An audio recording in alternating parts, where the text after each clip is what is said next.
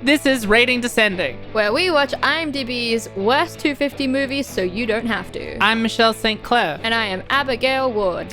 And this week we watched Alien vs. Predator 2, Requiem. Warring alien and predator races descend on a rural Colorado town where unsuspecting residents must band together for any chance of survival.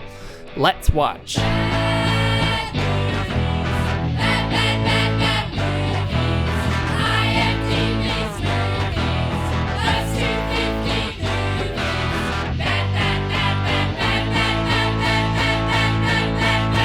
Listening to a ridiculous amount of Third Eye Blind recently. Ooh, I know. Well, one listen would be a ridiculous amount. It's 90s music. It's for my project. I must. I just love that as you mounting a defense. I've been listening to Third Eye Blind's first album, Siamese Dream by Smashing Pumpkins, which is way better. And the one song Steal My Sunshine by Len. You can steal my sunshine. It is steal my sunshine. Yeah, that song. Yeah. Siamese Dream is pretty great. Cherub Rock, the very first one, for me is peak Smashing Pumpkins. Like, that song fucking slaps. Oh, I mean, like, Today is the best track. Well, it's the big hit. It is the best track, though. It's honestly funny. It's also definitely the least standard Smashing Pumpkin song. Yeah, I feel like it's There's like no fuzz. Where's the muff? It's Siamese Dream's 1979 track, you know? It's got the same feel to it. Yeah. Like 1979 had this real like nostalgia sweet feel to it, and that's what Today has. Like it's just same kind of mood. Yeah. But yeah, you got fucking Soma, which is beautiful. Soma's good. Space Boy? Yeah. Oh, yes. Boy. Space Boy's good. I feel like Greek USA, Mayonnaise. All these tracks, man, they're hits. Oh, and Hummer. Oh, I was obsessed with Hummer. Hummer is so good. Yeah, I did like Cherub Rock, but in re-listening to it, I've been just skipping it for some reason. I love Cherub Rock. I love it because like it's got that great like grand opening tone that I really love to it. It's got like it's also one of the songs that like repeats a phrase over and over again, and then it'll like shift it for a small portion of the song, and the moment where it shifts it is so good. Oh, Smashing Pumpkins are so good at shifting it, and they're good at echoing the same riff in different songs, but you don't pick up on it. Like there's just this tiny little moment where you're like, oh my god, that bit in Greek USA was also in Cherub Rock. Like it's just these little echoes throughout the album that makes it feel so cohesive, but every song is so distinct. I honestly like Siamese Dream more than Melancholy. I mean, I get why. I get why. It's more important to me. I listened to it more as a kid. I don't even like actively disagree. I feel like they're just like equal albums that are different. And like, yeah, you just have a preference. Because literally when I worked at JB, I think I remember asking someone there, I was just like, what kind of person are you? A Melancholy person or a Siamese Dream person? Yeah. That tells me a lot about you. It doesn't. Well, like, I always liked Us v Them by LCD Sound System for doing the same thing of, like, it's sort of, like, very repetitive for the first 2 minutes of it, and then it'll shift. And for me, that's, like, my favorite fucking moment on the whole Sound of Silver album. It's so good. If you could choose, if the house was on fire and you could choose one of your records to take with you, which one would you choose? Oh, my God. Like, what's the most important record to you that you own? I know you're still growing your collection and you don't have too many, but what's like the most important to you? Okay, well, wait. So there's two parts to that question, right? Because part one is which of my albums would I instinctively like go, this is my favorite vinyl? Because my favorite vinyl is probably This Is Happening by LCD Sound System, because it's such a great cohesive album. It fits so many different moods. I have nostalgia attached to like listening to it over and over again while working. It's the go-to one I want to put on because it encompasses so many moods. But Demon Days is definitely the one I would save because it's the most outright valuable. It's really rare. You got it for me as a gift. Yeah, I did. It was the album that got me into music. Like, I would want to keep that album beyond any other. Yeah, that's a good answer. I think when I think about it, I have a lot of ones that I would want to save, like Beach House's first album on rare limited white vinyl, and I didn't realize how expensive they were. I just got it secondhand. I would not want to get rid of that. But it wouldn't be the one I would go to first. I think I would save my copy of Loveless by My Bloody Valentine. And it's just because I remember buying that so vividly, and it's still probably my favorite album ever. I don't think anything's ever topped it. Like, I think Primary Colors by the Horrors came real close for a while because that's a great album too. Anything shoegaze is usually at the top of my list. I'm still a shoegaze girl at heart. But yeah, I remember the day that I bought Loveless from Utopia in Sydney when it was still in Glebe, and Ray from the Hard-Ons was the owner of the store, and he gave it to me for a discount because he's a good guy and he knew that I was a 14-year-old poor girl. Yeah. And that I was saving lunch money to buy these albums. But yeah, and I remember buying it, and then I went to the Victoria Park across the road, and Sammy, my friend, just gals being pals. She took all these photos of me with it because I was so happy that I had it. Yeah, it was just a really distinctive day that I bought it, and I was just like, I love this album. And yeah, I think it'd still be top of my list. I think I'd take that. Yeah. So that was things that we really love. In terms of things that we really hate, we watched Smooth Alien vs Predator Requiem. I would purposefully throw that into a fire. My house was on fire. I'd run to the DVD store because there's still one in Northcote for some reason. Yeah. Thank you, Sound and Sight. And I'm going to buy a copy of it and chuck it into our house. Actively. Yes. Yeah. I will pay the $9.98. If my house was on fire and I had to think of something to save, I would actually not save any of it so that I could go and find more copies of Alien vs. Predator Requiem to then throw into the fire and burn. A noble, noble reason indeed. Humanity will be better off for it. Yeah. Yeah, this movie really got me in such a different way than all the other ones. I think it's the first... would you call it a horror movie or like a thriller? God, I don't know what I don't know it how to defies process genres. I don't know what I saw. I don't know how to process it. It's like I don't know how to form an opinion on it. It's all a grey blur. I guess it's sort of more like a slasher movie than anything else, you know? Because of all the teens in it and everybody dies. Yeah, in intentionally gruesome, grotesque. This is the grossest movie on this list by such a huge measure. Yeah. It's the first horror-y one that we've seen. I think the reason it comes off as a slasher film is that in a slasher film, people die for no reason with no purpose. They just kind of walk onto screen and get killed, which happened a lot. Yeah. In a good, like, action or sci-fi film, people die that we know, that we care about, that have a proper backstory, and there's a reason for their death. There's a purpose for it on screen. Yeah. But this was a slasher film. Yeah. In Alien 1, all of the crew of the Nostromo are so well fleshed out and established. I know exactly who each of those characters are, and their death is either directly attributed to a personal fault of theirs by not listening to Ripley, Dallas, or having the unfortunate circumstance of someone else's mistake, John Hurt, right? It's so good. And there's so many characters. I wrote an overview and I had to cram in like 8 characters into it, and that's maybe a third of the total characters who are on screen and then killed off within 30 to 180 seconds. I couldn't keep track of what the fuck was going on. Yeah, I hated it. This is controversial, but I didn't like this film. I, for a long time, had a story that I would tell people that, like, when I was younger, like many teens, I liked a lot of really rubbish movies because teenagers have the worst taste in the world. This was a movie that my friends wanted to watch because they really liked slasher, action-y bullshit.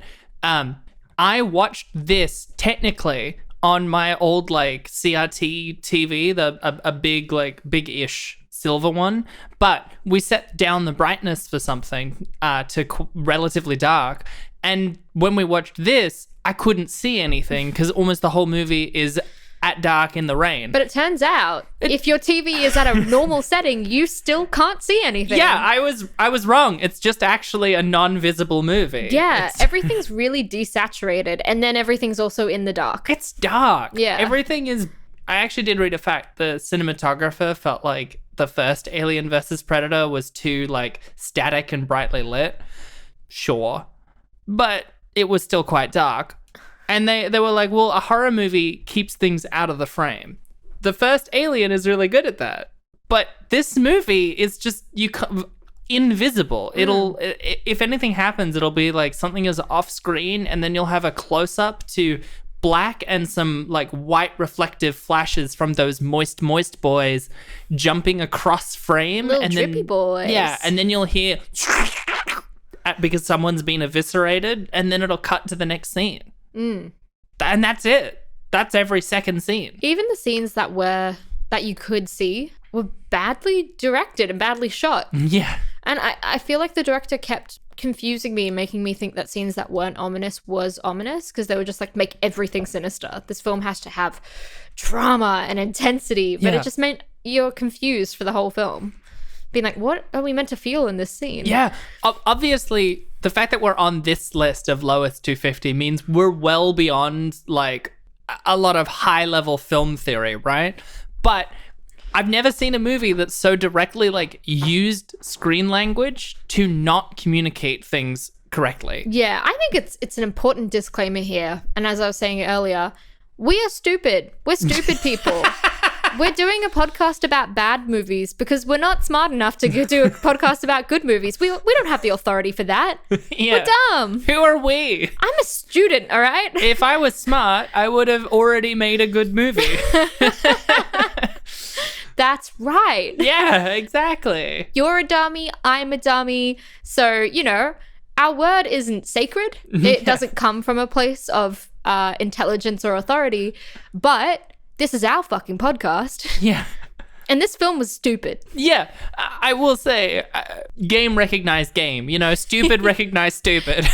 This is dumb. I feel at home when I watch these films because I'm like, yeah, if I made this film, it would be just as bad. Let me do the overview. Tell us the plot. Following the events of Alien vs. Predator, a new alien/predator hybrid called the Predalien burst to life aboard the Predator ship circling the Earth, killing the creatures on board and crashing it near a small town in Colorado. Once it lands, the Predalien and several facehuggers leave the ship and start terrorizing the town's forests and sewers, making more aliens in the process. This summons Wolf, a veteran predator sent to exterminate the xenomorphs and all evidence. In the town itself, bad boy Dallas Howard is returning to town and greeted by local sheriff Eddie Morales. Meanwhile, Dallas's brother Ricky is trying to woo Jessie from her boyfriend Dale. Also, Kelly O'Brien is returning from serving in the US Army and reunites with her husband and daughter. Also, Darcy Benson is wife of some of the xenomorph's first victims and looking for her missing husband and son. Also, Carrie Adams is pregnant and trying to find who killed her police officer husband. All of these characters quickly run into trouble as Wolf's hunt for the xenomorphs accidentally lets them out of the sewers and into the town, as well as shutting off the town's power. The xenomorphs start running rampant across the town, killing many of the townsfolk. Eventually, Sheriff Morales gets in contact with Army Colonel Stevens, who urges them to head to the center of town. Believing it to be a ploy so the army can destroy the town, Kelly, Dallas, Ricky, Molly, and Jessie head instead to the local hospital to try to fly out of town on the helicopter. Eventually, they make their way to the top of the hospital as the team, sans Jessie, make it to the helicopter, and Wolf has a one-on-one showdown with the Predalien, both of them mortally wounding each other. The four of them manage to escape the town just as a nuclear weapon is dropped on the town, killing the remaining residents and aliens. There's so many characters in this plot that also don't serve any purpose, but are present. Yes. There's so many storylines going on. There's a lot. The first 2/3 of this movie is set up. I was saying that I kept feeling like we were still at the start of the film. Like, I think we were about near the middle of the film, and I was like, so when is this film going to begin? Yeah. I feel like this is all a long form ride until like that inciting incident that brings them all together. And it's because we had so many story threads that didn't connect for a long time, and we had no protagonist. Some of those characters that I mentioned die well before all of the storylines connect to each other. Yeah. Carrie Adams is pregnant and then she dies like 20 minutes later. Yeah, I wouldn't consider her a storyline because she's just a person who's like, my husband's gone, and she's sad, and then she dies. But her storyline is independent and unique, and she has several solo scenes in it. Yeah. Well, she has a point of view in it, but I wouldn't necessarily call it a storyline because she has such little screen time. This is like the worst season of Game of Thrones compressed into 90 minutes. Oh, God. It's got a lot of POV without much happening. and then suddenly they're dead. It's This film was so fun to poke holes into as well. Yeah, Why are they doing that? Why are they in this store now? Isn't he the sheriff? Shouldn't he have access to these things? It was just a constant bombardment of questions. Yeah, I've never been more confused in a movie, and this is the 6th movie that we've done. 7th movie that we've done. Yeah. It's absolutely indescribable what happens. None of the people make decisions that a human being would. But what's so funny is that even if you try to pay attention to the storylines and make sense of it, you can't see it anyway. Yeah. A lot of it being indistinguishable from actual darkness really makes it hard to keep track of what's going on. Yeah, so the script and the color grading of this film make it impossible. I feel like if it was about either Dallas and Ricky or about Kelly, it could work, right? If it's about Kelly, then it's doing a whole Ripley thing. And then, because she has a daughter, it's like Ripley and Newt, right? That's cool. Or it's, 2 brothers trying to help each other. What? Cool, great. But it's like that plus 3 other storylines all at the same time, whilst also, the character who gets the most POV is the predator wolf. Yeah. I Who has no character. No. And we never really understand what he's heading towards or what he's planning. Yeah. He's terrible to follow. At some points, he gets that, fluorescent blue liquid to melt people, which I assume is so that the humans can't find it. But then he also kills one and skins them alive and hangs them on a tree. And then he does the thing where he shoots them through the head, with his little... Yeah. In and out, and it just, kind of, lobotomizes them on the spot. Yeah. He has so many different ways of killing people. I don't understand how he chooses to kill them in what way. Wait, are you talking about the predator or the predalien? Oh, good question, because I couldn't tell the difference sometimes. That's because fair. I couldn't see the screen. When it's very dark and it's an over-the-shoulder shot, you literally can't tell the difference. You're just hoping to see a tentacle in there, and even then you're like, is it the predalien or is it just an alien? Yeah. Neither of them really did actions that make any sense. Yeah. I don't... I don't want to harp on the point too much, but at the same time, I don't know what else to talk about because I don't know what it was. I don't know what it was that happened. I'm kind of going into this episode being like, it's hard to make jokes about the plot because I don't know what I watched.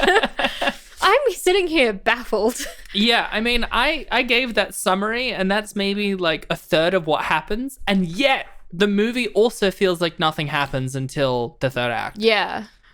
Yeah.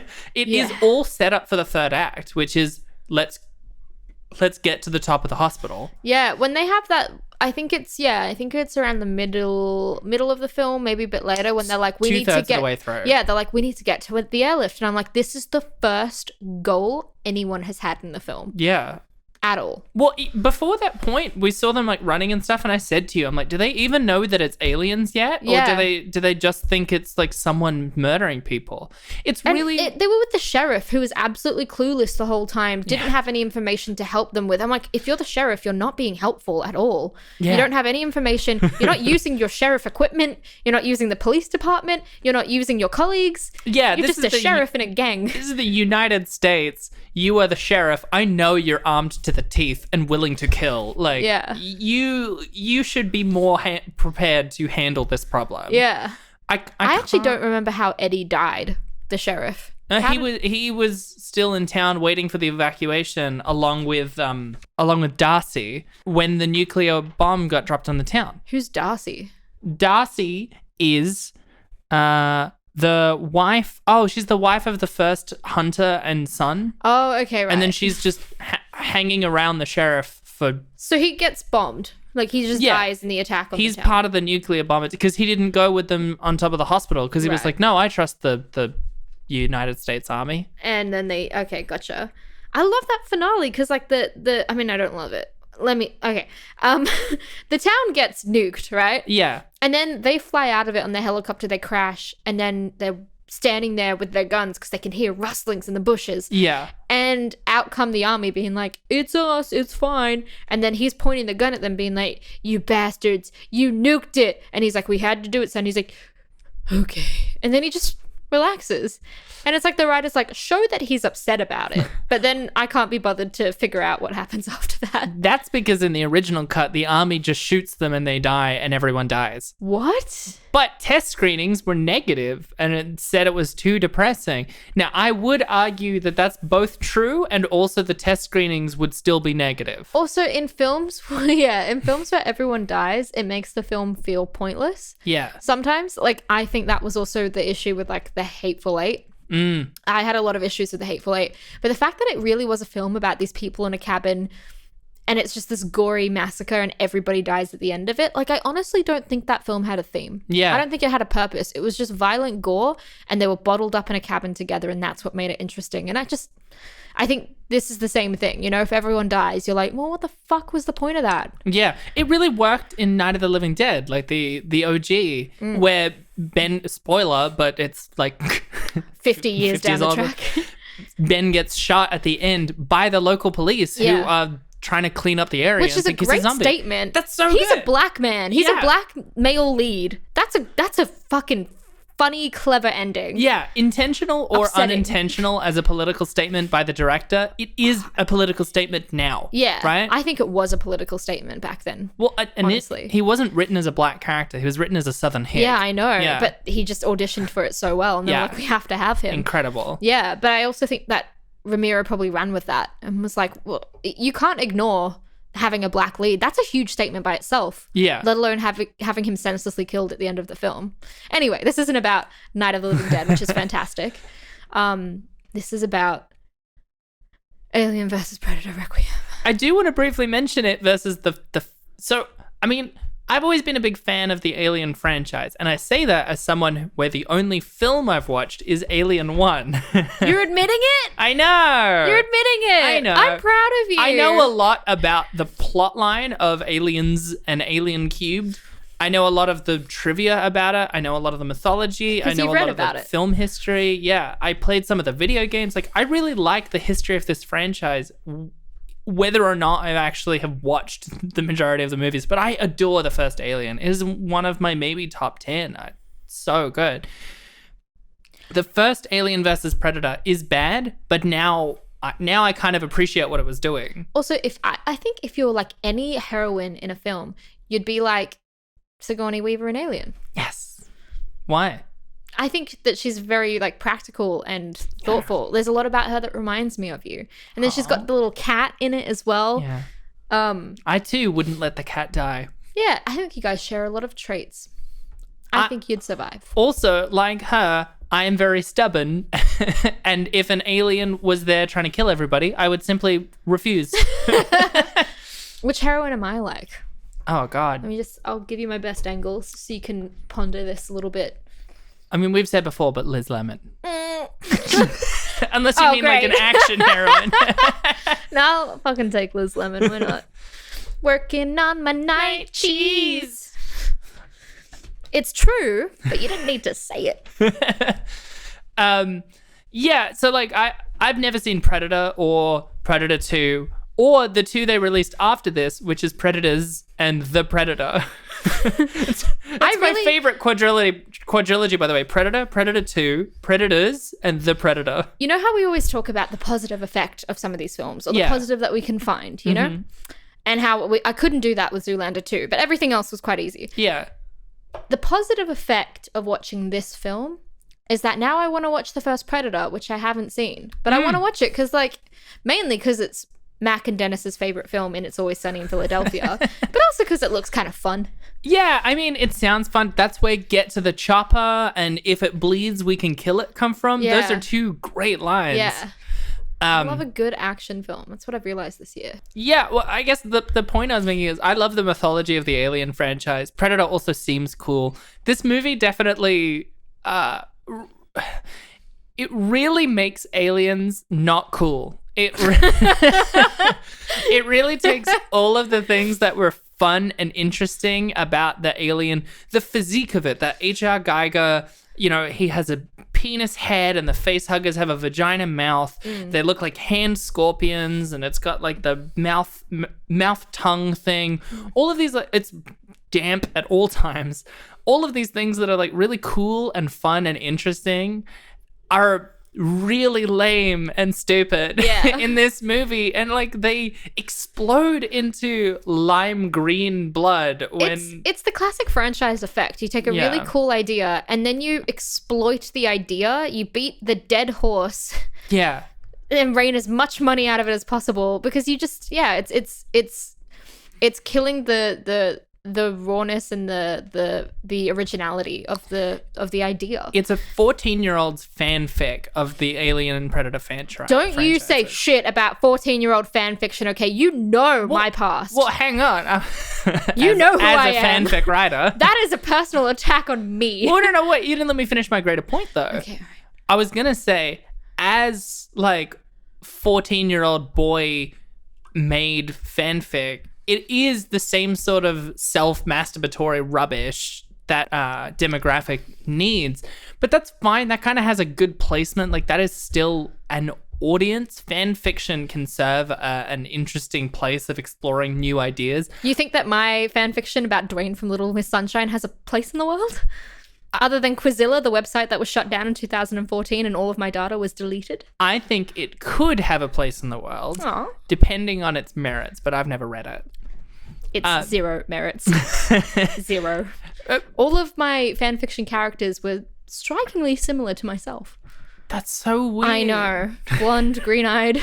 I mean, misunderstood. This is very embarrassing to mention on a podcast, but like I did write Neopets fanfic, so like I just didn't release it. I've mentioned this before very briefly and then stopped talking about it. Yeah, no, I made the mistake of releasing mine into the world. Yeah, I knew it was bad. My point being, like, fanfiction isn't inherently a bad thing. This is like a fanfic of Alien and Predator. The problem is that it's a full movie that demands my money and entertainment, and it deserves neither. Like, it can't hold my attention. If you wrote it down into a short story, I'd say this is bad, and this is instead 90 minutes. Yeah. Do you want to know some trivia? I would love to know some trivia. I found there's so much fucking trivia about this because like Alien and Predator are both the sorts of franchises that attract I won't even name the demographic, but a very specific demographic that really, really loves to focus in and talk about it on the internet. So there's lots of trivia about this movie, even though it doesn't have the quality to deserve it. But here's some of them. Here's one that answers a question that you were asking, which is, who is Dallas? What is his deal? What the hell is his relationship to the sheriff? Yeah, because he comes into town and the sheriff is waiting for him like a mate and being like, you're back in town. And I'm like, are these two friends? Isn't Dallas like a thief or a petty criminal? And why is he friends with the sheriff of the town? It's never explained in the movie. That's because, so this trivia, although not much background is given on Dallas and his brother Ricky, the original script had Dallas describe himself as a thief for 15 years. Their father is away working on a rig and sends money for the rent each month, and their mother is out of the picture. There was also a scene that revealed that Dallas had been in jail for 3 years for something that Ricky had done, but Dallas took the blame because he didn't want his brother growing up a juvenile delinquent by himself. Important is that Sheriff Morales was also meant to be someone who used to be a delinquent with Dallas, who then later became the sheriff. They're friends. If only any of this was just briefly, not explained in an expositional way, but even just like implied, or if any of that backstory could shine through in some of the dialogue or performances, but no. But to imply it, you would have to know how to communicate simple thoughts over a cinematic medium. And this doesn't know how to communicate thoughts whatsoever over a cinematic medium. By the way, apparently the Strauss brothers who directed it really actually don't care for Alien or fans of Alien. They just really like Predator. That was one of the trivia facts I found. No wonder, because as we were saying, in Alien vs. Predator 1 and 2, you're definitely meant to side with Predator. Yeah, the 100%. Aliens are always the villain. They're more bad guy. Yeah. I wonder if Dan O'Bannon was part of it. He'd be like, it's the Predators that are wrong. Yeah, well, I mean, I feel like this movie would be more interesting if they just straight up made the Predator a character who we followed as a hero or something. Yeah. Something. But the humans always have to be involved. And this time there was like 30 of them and they were all confusing. But they weren't even involved. They were just there. Yeah, they were there and there was no real protagonist. Dallas was not a protagonist. No. They can claim him as one, but he was not a protagonist. We said 30 minutes in. Is it Dallas's movie or is it Kelly's or is it Ricky's? Yeah. So here's my two favorite facts. One is there is no reason given why the main characters are not able to escape by driving away from the town. That's a piece of trivia? Yeah. That's brutal. I've never seen someone just poke a fucking logic hole in the film before in the IMDb trivia section. What the fuck? And then my favorite trivia for its succinctness, not screened for critics. And it shows. Okay, do you want some reviews? Yeah, always. So I've got 4. The first one is from Josh Rosenblatt of the Austin Chronicle. Hi, Josh. He labeled it an orgy of mindless violence, a random collection of bloody bodies, alien misanthropy, and a slobbering carnage designed to bore straight into the pleasure centers of 13-year-old boys and leave the rest of us wondering when the movies got so damn loud. Slobbering carnage sounds like a Friday night to me. That was actually the noise punk band I made in high school. Welcome to the stage, Slobbering Carnage. Mo from Cup of Mo, Sarah. Hi, Mo. Said, whereas AVP felt rushed, it nevertheless featured a likable protagonist. Unfortunately, there's nothing of the sort in Requiem. Instead, it's a clusterfuck of senseless violence and characters that whisk in and out. I was saying, the good thing about Predator 1 is, Aliens versus Predator 1, Jesus, too many of them, is that I liked the protagonist. She was capable and smart, and we knew who we were following. Yeah, if we had a her in this, it would have improved dramatically. It's funny how, like, that's the bar. Like, give us a protagonist to see things through, even if they're not, like, even if they don't have a rich backstory, or they're not likable, or the point of view changes too much. At least we have a protagonist. When you don't have a protagonist, you have this film. Well, because fucking sucked so much. Without someone to lead, like, a story is a character changing, right? It is a protagonist changes over time. And she actually had a transformation. She did, because right? she gets, she bonds with the Predator. Well, I was going to say, without a protagonist, there's nothing changing, so there's no story. And Dallas doesn't change at all. No. Dallas doesn't change, Ricky doesn't change, and Kelly doesn't change. Nope. And they're the people that survive. Yeah. So I don't know what I'm watching. If anything, Ricky would have been a good vehicle as a protagonist, because Dallas is already he's been in jail. He's really strong and stoic. Kelly is in the army. She's an army woman. This is kind of second nature to her. But Ricky's a pizza shop boy. He has to rise to the occasion. Yeah. That could be good. That's so weird, because the movie I'm writing at the moment is about a pizza shop girl who has to rise to the occasion in an action film. Big pizza goblins coming to eat her. Move on. So the next one is from IMDb user Alex1250. This is just a one-line one. This movie made me watch Paul W.S. Anderson's AVP1 and enjoy it. I loved that review because I agree. Paul W.S. Anderson is maybe my least favorite working director, but then I remember the Brothers Strauss, who I'll explain the Brothers Strauss in a second. Yeah, I'm dying to know about them. I specifically didn't look them up, so you could tell me all about them. So this last review is from IMDb user Maroon Lebnan. This movie suck. This is the worst movie I've ever seen, and it takes the price of the rotten movie of 2007, which is made by me. Anyway, this movie misses every single ingredient of a good movie. I mean, come on, the actors had a bad performance, the story is just crap. I'm really disappointed. They could have done better stuff than this piece of junk. I've just wasted my time and my money on this movie. I wish that the production could give back my money. Anyhow, I had high expectations on this movie, and I've got disappointed. I don't recommend anybody to watch this. So if you want to waste your money on something, do it on something else than this piece of junk. You've inspired me. We need to read out more IMDb reviews. Maybe that should be, because we love to end on reviews. They're super fun to end on. Maybe we should try and collect 1 or 2 badly written IMDb reviews. I think so. That's great. I love that. I want to quickly mention the Brothers Strauss. Yes. So their whole shtick is that they were VFX artists who like they started making a bunch of VFX for big-ish movies, which is why they got this movie, as they already had a relationship with 20th Century Fox. The only two movies they've directed is this, in which they had a huge vision for it that then got funneled down, and then also the movie Skyline, which had Donald Faison in it. I don't think he was one of the leads, but he was in it. He'd be a weird lead. He would be a weird lead. Because he's fun, but he's not... He's great. He's not a lead. He's not great. No. He's not actually that good as a dramatic actor. No. But he's fun. And Zach Braff isn't either, but somehow he got the chance, probably because he's a white guy. Yeah. Point being, Skyline was also one of the worst movies I've ever seen. But their whole shtick is that they know how to do quote unquote high quality VFX for really, really cheap. So both this and Skyline cost maybe $60 million less than they would have otherwise. So even though both of them are really bad, they make their money back. I see. It sounds really similar though to Jimmy Hayward doing Jonah Hex, an animator doing a comic book live action film. Yeah. And these video effects dudes. It's basically a vehicle for them as VFX guys to figure out how to make the most ridiculous looking thing possible. Yeah. And they succeeded because I've never seen anything quite like it. So those were those reviews. What's your score? Oh, it's low. It is so low. Yeah. I think the fact that you couldn't even see the film very well, you couldn't understand what was going on. We had no protagonist. And this is the first film so far where there really is no clear protagonist, and it affected the film so much. I would give it like a 1.5 out of 10.